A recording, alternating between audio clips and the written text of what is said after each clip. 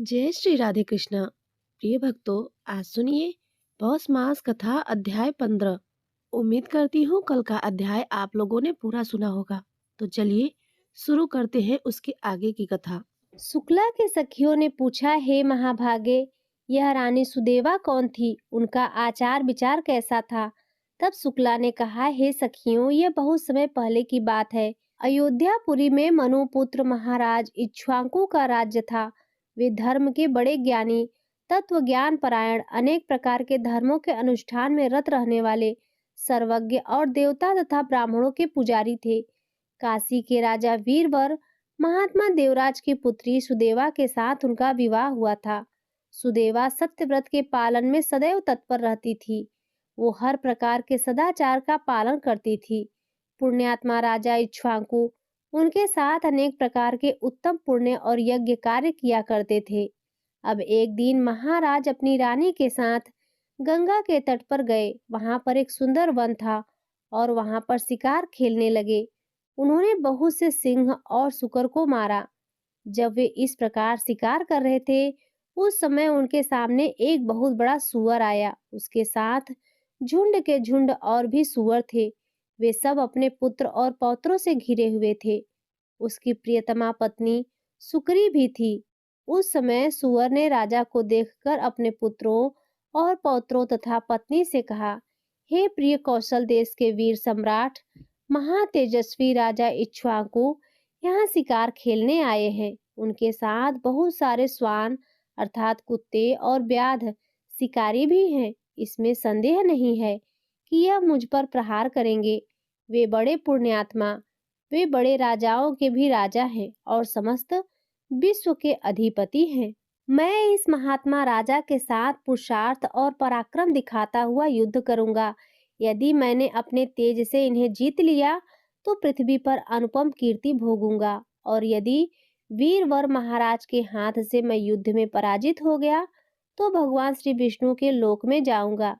न जाने पूर्व जन्म में मैंने कौन से पाप किए थे जिससे मुझे यह सूअर की योनि मिली है। आज मैं महाराज के अत्यंत भयंकर तेज धार वाले सैकड़ों बाणों की जलधारा से अपने पूर्व संचित घोर पातक को धो डालूंगा। इसीलिए तुम मेरा मोह छोड़ देना और इन पुत्रों पौत्रों और श्रेष्ठ कन्या को बाल वृद्ध सहित संपूर्ण परिवार के साथ लेकर पर्वत की कंदरा में चली जाना। इस समय मेरे स्नेह का त्याग करके तुम इन बालकों की रक्षा करो।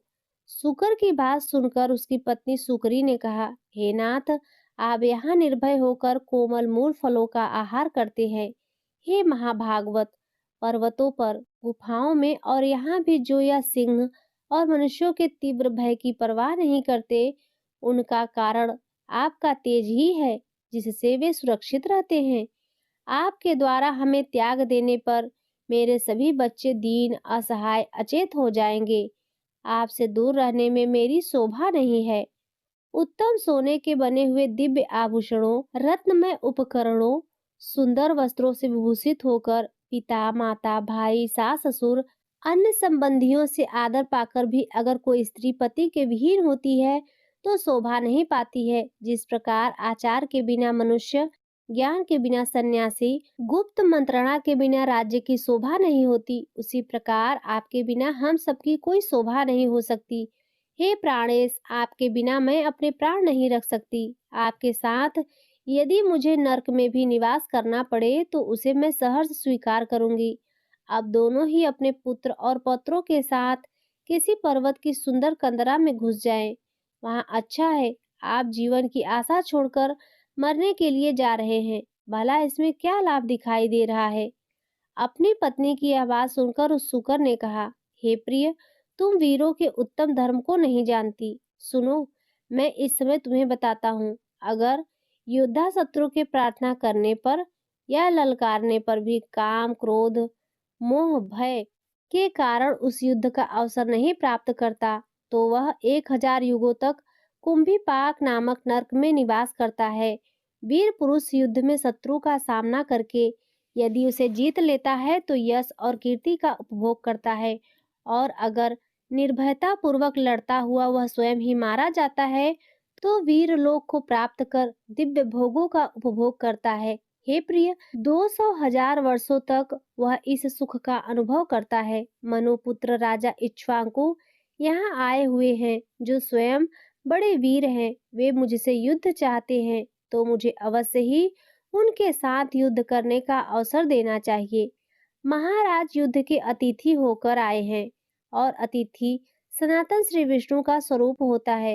इसीलिए युद्ध रूप से इसका सत्कार करना मेरा आवश्यक कर्तव्य है। यह सुनकर उनकी पत्नी सुकरी ने कहा, हे प्राणनाथ, यदि आप महात्मा राजा को युद्ध का अवसर प्रदान करेंगे तो मैं भी आपके साथ रहकर आपका पराक्रम देखूंगी। इस प्रकार कहकर सुकर ने तुरंत अपने प्रिय पुत्रों को बुलाया और कहा, हे बच्चों, मेरी बात ध्यान से सुनो। युद्ध भूमि में सनातन विष्णु रूप अतिथि पधार कर उनके सत्कार के लिए मेरे पति जाएंगे, और इनके साथ मुझे भी वहां जाना चाहिए। आप सबकी रक्षा करने वाले प्राणनाथ जब तक यहाँ उपस्थित हैं, तभी तक तुम दूर के पर्वत की किसी दुर्गम गुफा में चले जाओ। मनुपुत्र राजा इक्ष्वाकु बड़े बलवान और दुर्दमनीय राजा हैं। यह हम सबके लिए काल स्वरूप है, सबका संहार करेंगे, और इसीलिए तुम दूर चले जाओ। अपने माता के ऐसे वचन सुनकर पुत्रों ने कहा, जो माता पिता को संकट में छोड़कर चला जाता है, वह पापात्मा है। उसे महारौद्र और अत्यंत घोर नरक में जाना पड़ता है। जो निर्दयी अपनी माता के पवित्र दूध को पीकर परिपक्व होता है, उसे भी घोर नरक में जाना पड़ता है। यह निश्चय करके सूकर, उसकी पत्नी और उसके सभी पुत्र बांधव सहित परिवार एक मोर्चा बनाकर खड़े हो गए। वे सभी बल और तेज से संपन्न थे। अब उधर अयोध्या के महाराज मनु कुमार इक्ष्वाकु अपने सुंदर पत्नी और चतुरंगिनी सेना के साथ शिकार के लिए चले। उनके आगे आगे व्याध से श्वान और तेज चलने वाले वीर योद्धा थे। वे सभी लोग उस स्थान के समीप गए जहां बलवान सूकर अपनी पत्नी के साथ उपस्थित था। छोटे बड़े बहुत से सुअर सभी ओर से उसकी रक्षा कर रहे थे। गंगा के किनारे मेरु पर्वत की तराई में पहुंचकर महाराज इक्ष्वाकु ने व्याधों से कहा, बड़े बड़े वीर योद्धाओं को सूकर का सामना करने के लिए भेजो। इस प्रकार महाराज की आज्ञा से भेजे हुए बलवान तेजस्वी पराक्रमी योद्धा वायु के समान दौड़ पड़े और तुरंत सूकर के पास पहुंचे। बनवाजी व्याध अपने तीखे बाणों और चमचमाते हुए अस्त्र शस्त्रों से वीरों का बांध बांध कर खड़े थे और उन सभी सूकरों को बीधने लगे। यह देखकर वह यूथपति वराह अपने सैकड़ों पुत्र पौत्रों बांधवों के साथ शत्रुओं पर टूट पड़ा। बड़े वेग से उनका संहार करने लगा। व्याध उसकी पैनी दाढ़ से घायल होकर भूमि पर गिरने लगे। तत्पश्चात सूकर और व्याधों में भयानक संग्राम हुआ। वे क्रोध से लाल आंखें किए एक दूसरे को मारने लगे। व्याधों ने बहुत सारे सूकरों को और सूकर ने भी अनेक व्याधों को मार गिराया। संपूर्ण जमीन खून से रंग गई। कितने ही सूअर मर गए, कितने ही घायल हुए और कितने ही भागकर बीहड़ स्थानों, झाड़ियों, कंदराओं में जा फंसे। ऐसी कुछ दशा व्याधों की भी थी। कितने ही मर गए, कितने ही सूअरों की पैनी दाढ़ों के आघात से कट गए और कितने ही टुकड़े टुकड़े होकर प्राण त्याग कर स्वर्ग में चले गए। अब रण संग्राम में मात्र वह बलशाली सूकर, उसकी पत्नी और 5-7 पुत्र पौत्रों आदि के साथ युद्ध की इच्छा से मैदान में डटा हुआ था। और उस समय सूकरी ने कहा, हे नाथ, मुझे अब इन बालकों को साथ लेकर अब यहाँ से चल पड़ो। तब सूकर ने कहा, महाभाग्य, 2 सिंहों के बीच में सूअर पानी पी सकता है, लेकिन 2 सूअरों के बीच में सिंह नहीं पी सकता। सूअर जाति में ऐसा उत्तम बल देखा जाता है, अगर मैं संग्राम में पीठ दिखाकर चला जाऊं तो उस बल का नाश कर दूंगा। मेरी जात की प्रसिद्धि नष्ट हो जाएगी। मुझे परम कल्याणमय धर्म का ज्ञान है। जो भी योद्धा तीखे शस्त्रों का व्यूह देखकर प्रसन्न हो जाता है, रथ सिंह में गोता लगाकर तीर्थ के पार पहुंचता है, वह अपनी आगे की 100 पीढ़ियों का उद्धार कर लेता है और अंत में विष्णु धाम को जाता है। जो अस्त्र शस्त्रों से सुसज्जित योद्धाओं का सामने आते देख प्रसन्नता पूर्वक आगे बढ़ता है, उसके पुण्य फल का तुम वर्णन सुनो। ऐसे महाभाग्य योद्धा को पग पग पर गंगा स्नान का महान फल प्राप्त होता है। जो काम या लोभवश युद्ध से भागकर घर को चला जाता है, वह अपनी माता के दोष को प्रकाशित करता है। मैं इस वीर धर्म को जानता हूँ, इसीलिए युद्ध छोड़कर भाग कैसे सकता हूँ? तुम बच्चों को लेकर यहाँ से चली जाओ और सुखपूर्वक जीवन व्यतीत करो। पति की बात सुनकर उस सुकरी ने कहा, हे प्रिय, मैं आपके स्नेह बंधन में बंधी हूँ। आपने प्रेम, आदर, हास परिहास और अति कीड़ा आदि के द्वारा मेरे मन को बांध लिया है, अतः मैं पुत्रों के साथ आपके सामने ही प्राण त्याग करूंगी। इस प्रकार बातचीत करके एक दूसरे का हित चाहने वाले दोनों पति पत्नी ने युद्ध करने का निश्चय किया और उसके बाद एक और भयंकर युद्ध आरंभ हुआ। उस युद्ध में क्या हुआ यह हम जानेंगे अगले अध्याय में। तो इस प्रकार पौष मास कथा अध्याय 15 संपूर्ण हुआ। तो प्रेम से बोलिए सूर्य नारायण भगवान की जय, लक्ष्मी नारायण भगवान की जय। प्रिय भक्तों, आज शुक्रवार का दिन है। अब सुनिए शुक्रवार व्रत कथा। एक बुढ़िया थी, उसके 7 बेटे थे। 6 कमाने वाले थे जबकि एक निकम्मा था। बुढ़िया 6 बेटों की रसोई बनाती, भोजन कराती और उनसे जो कुछ भी जूठन बचती वह 7वें को दे देती। एक दिन वह अपनी पत्नी से बोला, देखो मेरी माँ को मुझसे कितना प्रेम है। वह बोली, क्यों नहीं, सबका जूठा जो तुमको खिलाती है। वह बोला, ऐसा नहीं हो सकता, मैं जब तक अपनी आंखों से ना देख लूं मान नहीं सकता। बहू हंसकर बोली, देख लोगे तब तो मानोगे। कुछ दिन के बाद त्योहार आया। घर में 7 प्रकार के भोजन और चूरमे के लड्डू बने। वह जांचने को सिर दुखने का बहाना कर पतला वस्त्र सिर पर ओढ़े रसोई में सो गया। वह कपड़े में से सब कुछ देखता रहा। 6 भाई भोजन करने आए। उसने देखा माँ ने उनके लिए सुंदर आसन बिछाया, नाना प्रकार की रसोई परोसी और आग्रह करके उन्हें प्रेम पूर्वक भोजन कराया। 6 भाई भोजन करके उठे, तब माँ ने उनकी जूठी थालियों में से लड्डुओं के टुकड़े उठाकर एक लड्डू बनाया। जूठन साफ कर बुढ़िया ने उन्हें पुकारा, बेटा 6 भाई भोजन करके गए, अब तू ही बाकी है, उठ, तू कब खाएगा। वह कहने लगा, माँ मुझे भोजन नहीं करना, मैं परदेश जा रहा हूँ। माँ ने कहा, कल जाता है तो आज ही चला जा। वह बोला, हाँ आज ही जा रहा हूँ। यह कहकर वह घर से निकल गया। प्रिय भक्तों, चलते समय उसे पत्नी की याद आई। वह गौशाला में कंडे उपले पाथ रही थी। वहां जाकर बोला, हम जावे परदेश, आवेंगे कुछ काल, तुम रहो संतोष से, धर्म अपनो पाल। वह बोली, जाओ पिया आनंद से, हमारो सोच हटाए, राम भरोसे हम रहे, ईश्वर तुम्हें सहाय। 2 निशानी आपन देख धरू मैं धीर, सुध मत हमारी बिसरियो, रखियो मन गंभीर। वह बोला, मेरे पास तो कुछ नहीं है, यह अंगूठी है सो ले लो, अपनी कुछ निशानी मुझे दे दो। बोली, मेरे पास क्या है, यह गोबर भरा हाथ है। यह कहकर उसकी पीठ पर गोबर के हाथ की थाप मार दी और वह चल दिया। चलते चलते दूर देश पहुंचा। वहां एक साहूकार की दुकान थी।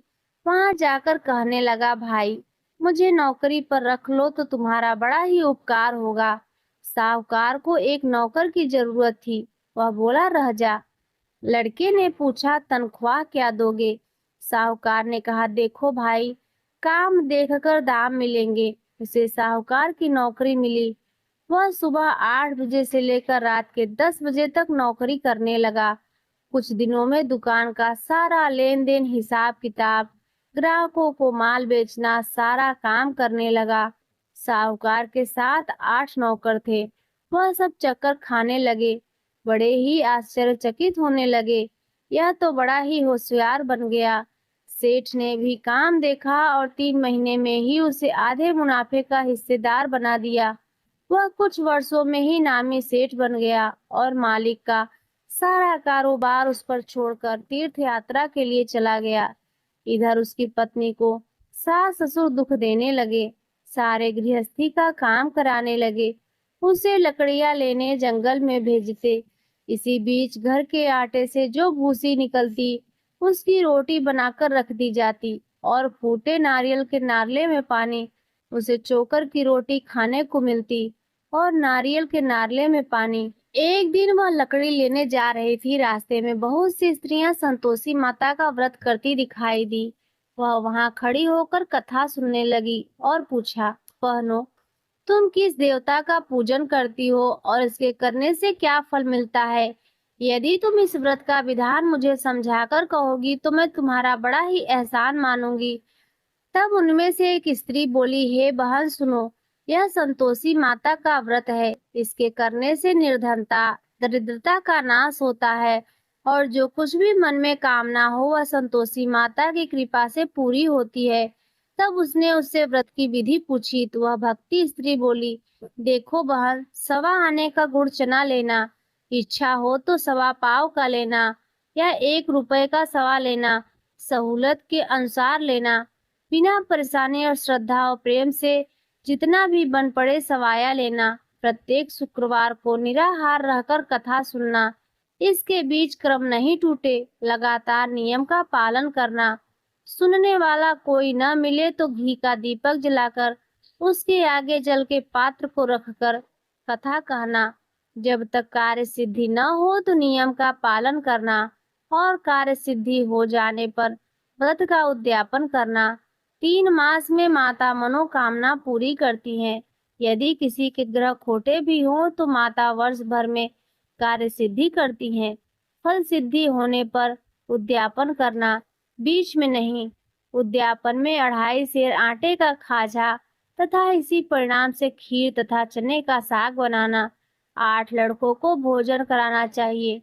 जहाँ तक मिले देवर जेठ भाई बंधु के हों, ना मिले तो रिश्तेदार और पास पड़ोसियों को बुलाना, उन्हें भोजन करा के यथाशक्ति दक्षिणा देना। माता का नियम पूरा करना, उस दिन घर में खटाई न खाना। यह सब सुन बुढ़िया के लड़के की बहू वहां से चल दी। बहू ने रास्ते में लकड़ी के बोझ को बेच दिया और उन पैसों से गुड़ चना ले माता के व्रत की तैयारी कर आगे चली और सामने मंदिर देखकर पूछने लगी, यह किसका मंदिर है? सब कहने लगे, संतोषी माता का मंदिर है। यह सुनकर माता के मंदिर में जाकर चरणों में लेट गई, दीन भाव से विनती करने लगी और कहने लगी, हे माँ, मैं बहुत ही अज्ञानी हूँ, व्रत के कुछ भी नियम नहीं जानती, मैं दुखी हूँ। हे माता, जगत जननी, मेरा दुख दूर करो, मैं तुम्हारी शरण में हूँ। माता को दया आई। एक शुक्रवार बीता कि दूसरे शुक्रवार को उसके पति का पत्र आया और तीसरे शुक्रवार को उसका भेजा हुआ पैसा आ पहुंचा। यह देखकर जेठ जेठानी मुंह सिकोड़ने लगे।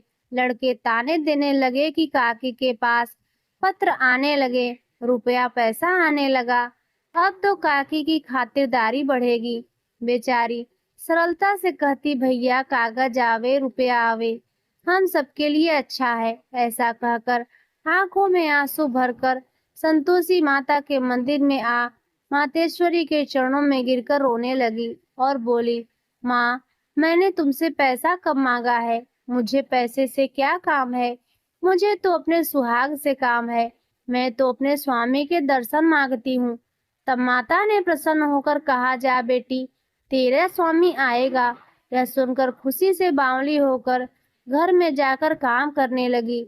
अब संतोषी माँ विचार करने लगी, इस भोली पुत्री को मैंने तो कह दिया कि तेरा पति आएगा, लेकिन कैसे?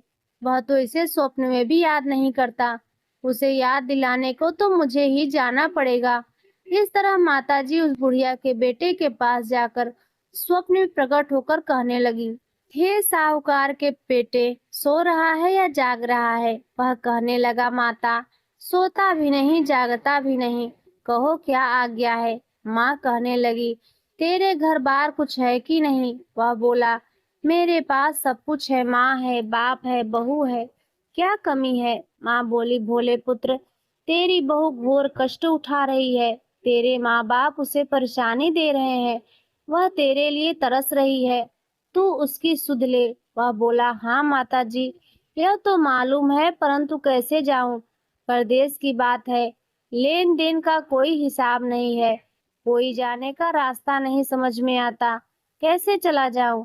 माँ कहने लगी, मेरी बात मान, सवेरे नहा धोकर संतोषी माता का नाम ले, घी का दिया जलाकर दंडवत प्रणाम करके दुकान पर बैठ जा।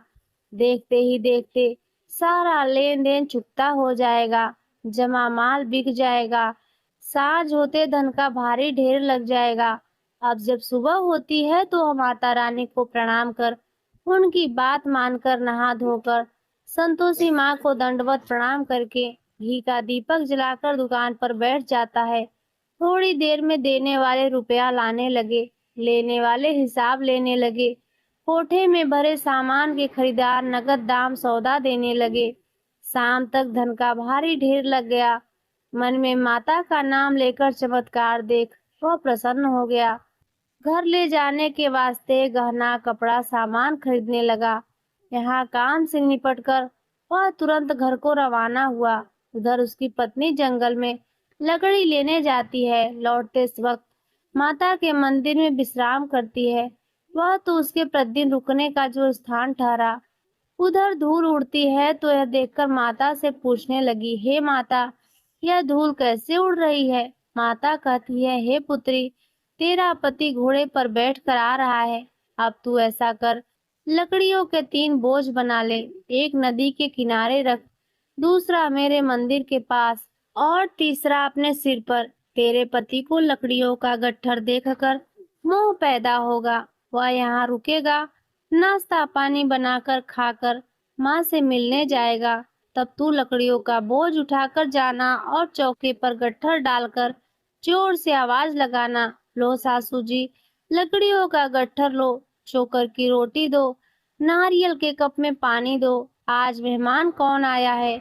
माता जी से बहुत अच्छा कहकर वह प्रसन्न मन से लकड़ियों के 3 गट्ठर बनाई। एक नदी के किनारे पर, एक माता जी के मंदिर पर रखा और तीसरा अपने सिर पर उठाकर अपने घर की तरफ चल पड़ी। इतने में उसका पति वहां आ पहुंचा। सूखी लकड़ी देखकर उसकी इच्छा उत्पन्न हुई कि हम यहीं पर विश्राम करें, भोजन बना खाकर पीकर गांव वापस जाएं। इसी तरह रुककर उसने भोजन बनाया और खा पीकर विश्राम करके गांव को गया। सबसे प्रेम से मिला। उसी समय सिर पर लकड़ी का गट्ठर लिए वह उतावली सी आती है। लकड़ियों का भारी बोझ आंगन में डालकर जोर से 3 बार आवाज लगाती है, लो सासू जी, लकड़ियों का गट्ठर लो, चोकर की रोटी दो और नारियल के कप में पानी दो, आज मेहमान कौन आया है। यह सुनकर उसकी सास बाहर आकर अपने दिए हुए कष्टों को भुलाने के लिए और बेटे को न पता चले उसकी माँ उसकी बहू पर जुल्म करती है, इसीलिए वह बहू से कहती है, बहू ऐसा क्यों कहती है, तेरा मालिक ही तो आया है, आ बैठ, मीठा भात खा, भोजन कर, कपड़े गहने पहन। उसकी आवाज सुनकर उसका पति घर के बाहर आता है। उसके हाथ से अंगूठी देखकर व्याकुल हो जाता है। माँ से पूछता है, माँ यह कौन है? माँ बोली, बेटा क्या बताऊं, यह तेरी बहू है। जब से तू गया है तब से सारे गांव में भटकती फिरती है, घर का काम काज कुछ नहीं करती, 4 प्रहर आकर खाती है। वह बोला, ठीक है माँ, मैंने इसे भी देखा और तुम्हें भी, अब तुम दूसरे घर की चाबी दो, उसमें मैं रहूंगा। माँ बोली, ठीक है, जैसी तेरी मर्जी। तब वह दूसरे मकान की तीसरी मंजिल का कमरा खोलकर सारा सामान जमाया। एक दिन राजा के महल जैसा ठाट बाट बन गया। अब क्या था, बहू तो सुख भोगने लगी। इतने में शुक्रवार का दिन आया। शुक्रवार व्रत के उद्यापन में तब उसने अपने पति से कहा, हे स्वामी, मुझे संतोषी माता के व्रत का उद्यापन करना है। पति बोला, खुशी से कर लो। वह उद्यापन करने की तैयारी करने लगी। जेठानी के लड़कों को भोजन करने के लिए कहने गई। उन्होंने मंजूर किया, परंतु पीछे से जेठानी ने अपने बच्चों को सिखा पढ़ा दिया कि देखो, भोजन के समय खटाई मांगना, जिससे उसका उद्यापन पूरा न हो। जब लड़के भोजन करने आए, खीर और पकवान पेट भर खाए, परंतु बाद में खाते ही कहने लगे, हमें खटाई दो, खीर खाना हमको नहीं भाता। यह देखकर अरुचि लगती है। वह भोजन करने लगी। भाई, खटाई किसी को नहीं मिलेगा, यह तो संतोषी माता का प्रसाद है। लड़के उठ खड़े हुए और बोले, पैसे लाओ। भोली बहू कुछ नहीं जानती थी, उन्हें पैसे दे दिए। अब क्या था, लड़के उसी समय बाजार से इमली का खटाई लेकर आए और खाने लगे।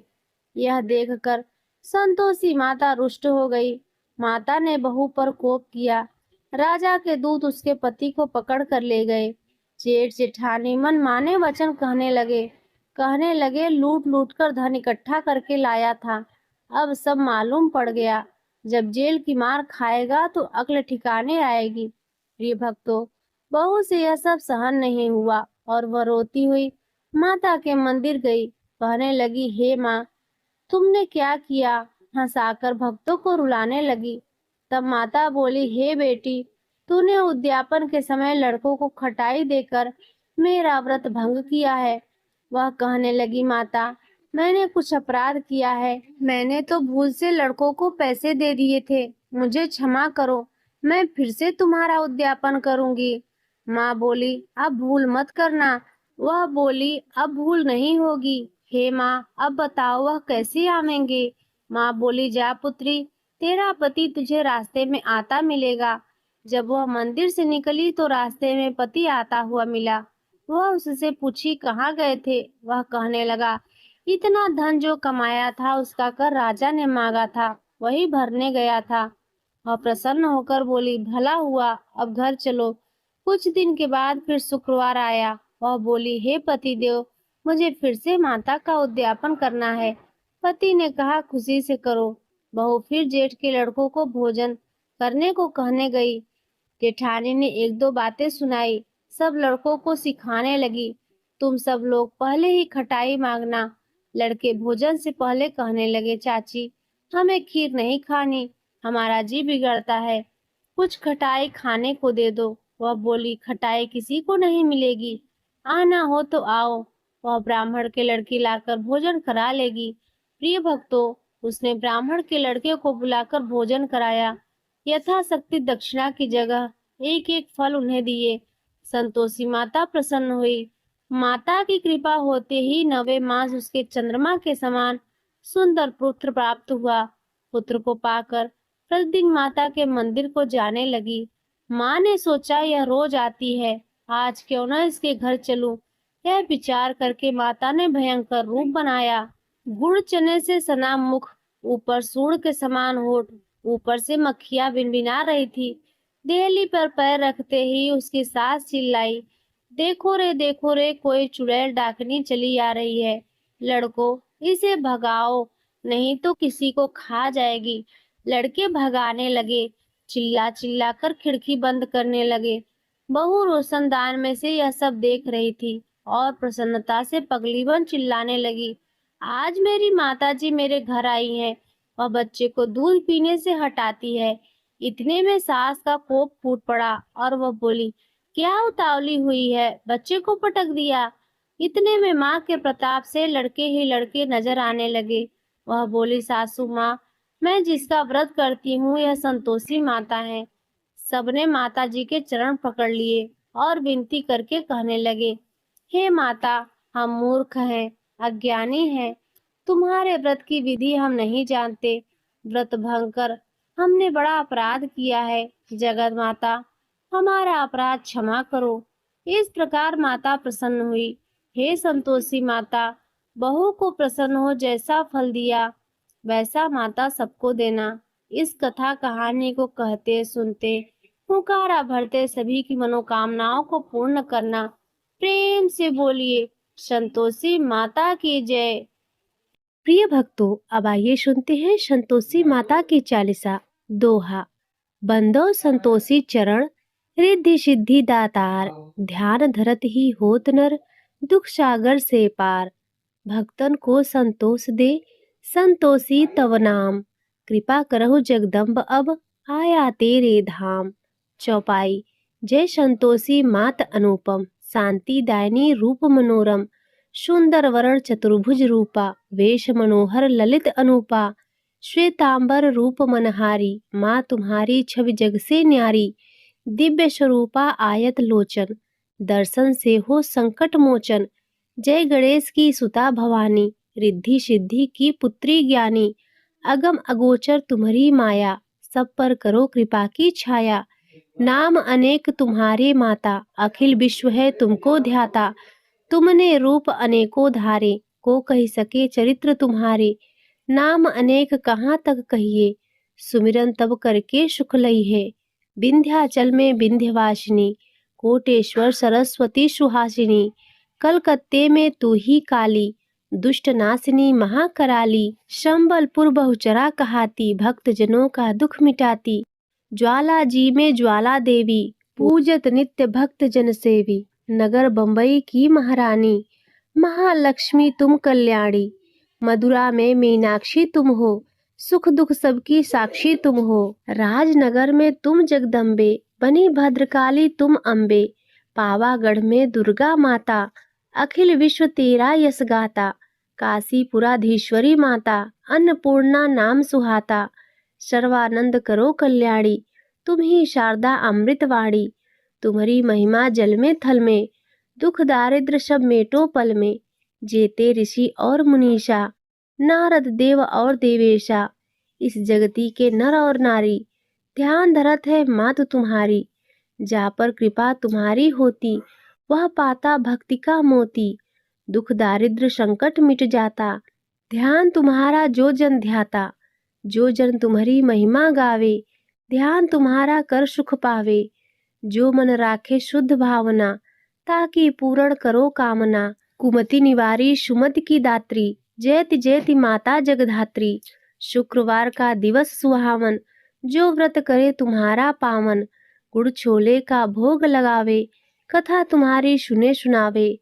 विधिवत पूजा करे तुम्हारी, फिर प्रसाद पावे शुभकारी। शक्ति सामर्थ हो जो धन को, दान दक्षिणा दे विप्रन को।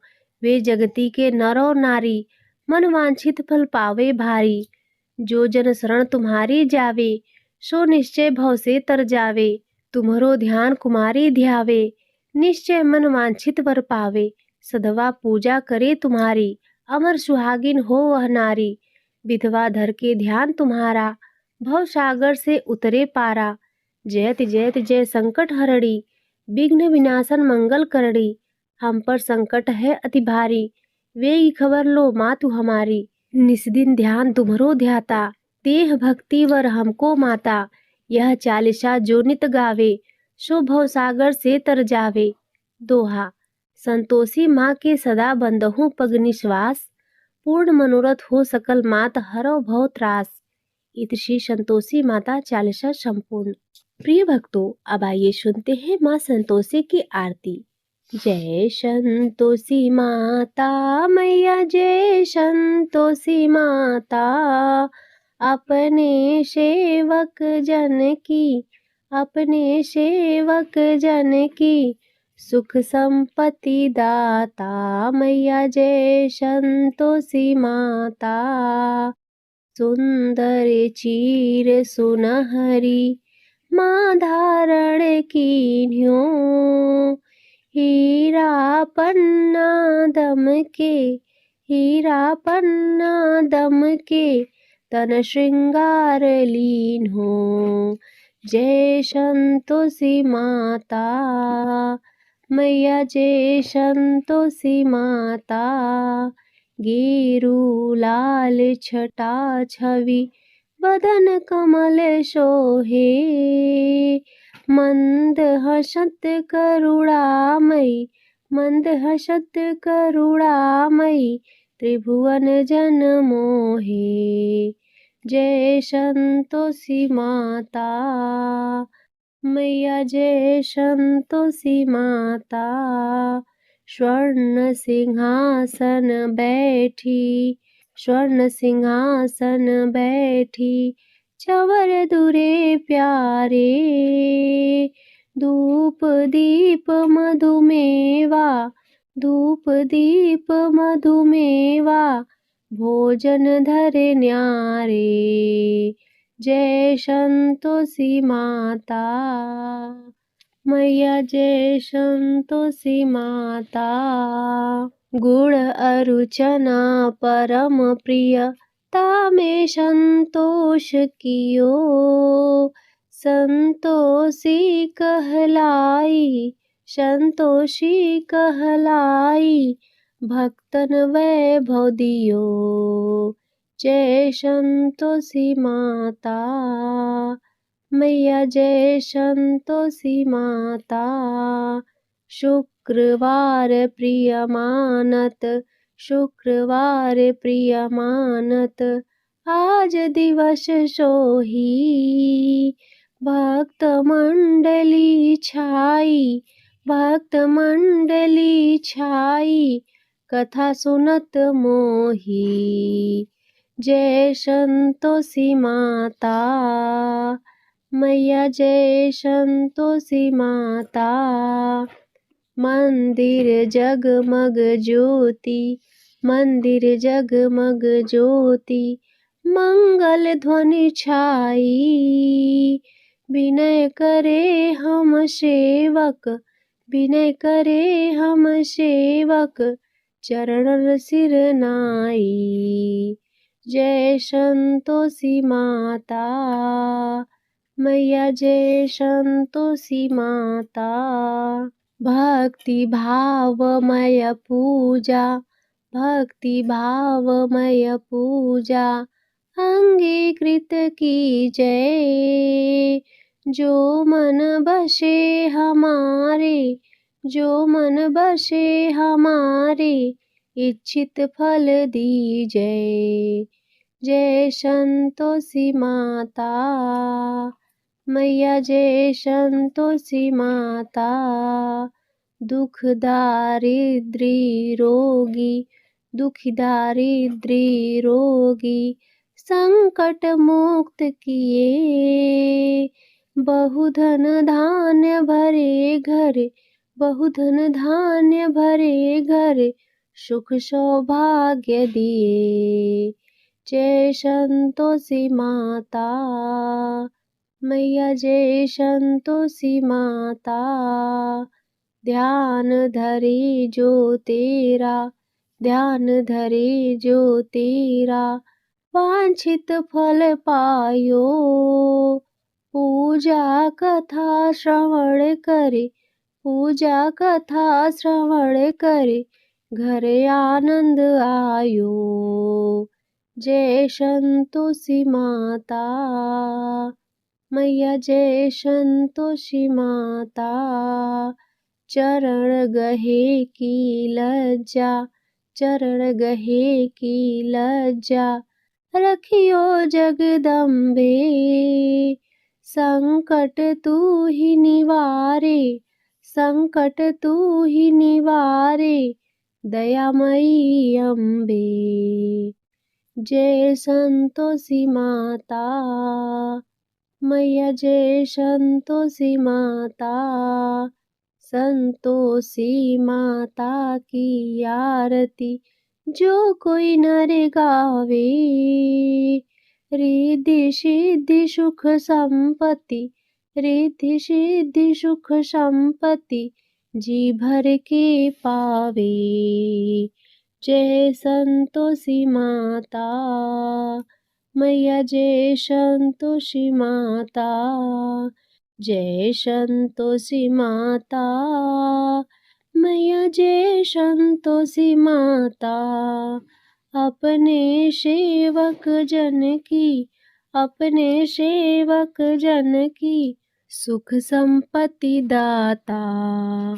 जय संतोषी माता। तो प्रेम से बोलिए संतोषी माता की जय।